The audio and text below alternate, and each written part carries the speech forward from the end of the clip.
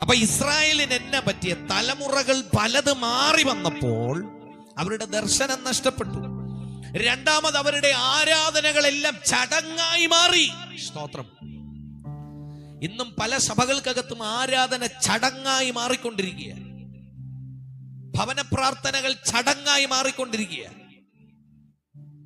പകൽക്കാലം തിരിച്ചറിയേണ്ട ഒരു കാര്യമുണ്ട്. നമ്മുടെ മക്കളെ നമ്മൾ പഠിപ്പിക്കേണ്ട പ്രധാനപ്പെട്ട ഒരു കാര്യമുണ്ട്. കുഞ്ഞുങ്ങളെല്ലാം ശ്രദ്ധിച്ച് നമ്മൾ മനസ്സിലാക്കേണ്ട ഒരു കാര്യമുണ്ട്. നമ്മുടെ കുടുംബത്തിനകത്ത് ജീവിക്കുന്ന എല്ലാവരും തിരിച്ചറിയേണ്ട ഒരു സത്യമുണ്ട്. നമ്മുടെ ഭവനത്തിനകത്ത് ഏറ്റവും മുൻസ്ഥാനം ദൈവത്തിന് കൊടുക്കണം. നമ്മുടെ കുഞ്ഞുങ്ങൾ മനസ്സിലാക്കി വളർന്നു വരണം. എൻ്റെ അപ്പനല്ല ഈ വീട്ടിൽ പവർ, ഇതിനകത്ത് അപ്പൻ സേവിക്കുന്ന ഒരു ദൈവമുണ്ട്.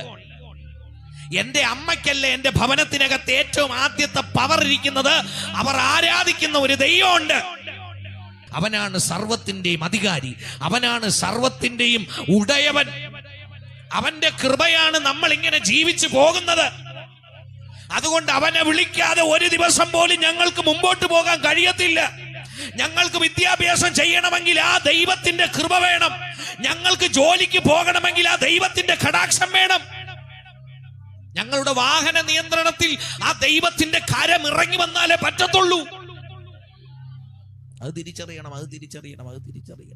പല ഭവനത്തിനകത്തും ദൈവത്തിന് പ്രാധാന്യമില്ല. പല പിള്ളേരും, ഇപ്പോഴത്തെ പിള്ളേരെല്ലാം വിചാരിച്ചു വെച്ചേക്കുന്ന ദൈവം ഇരിക്കുന്ന പള്ളിക്കകത്താന്നാ. പള്ളിക്കകത്ത് ദൈവം ഇല്ല, ദൈവം ഇരിക്കുന്ന നിന്റെ അകത്താ.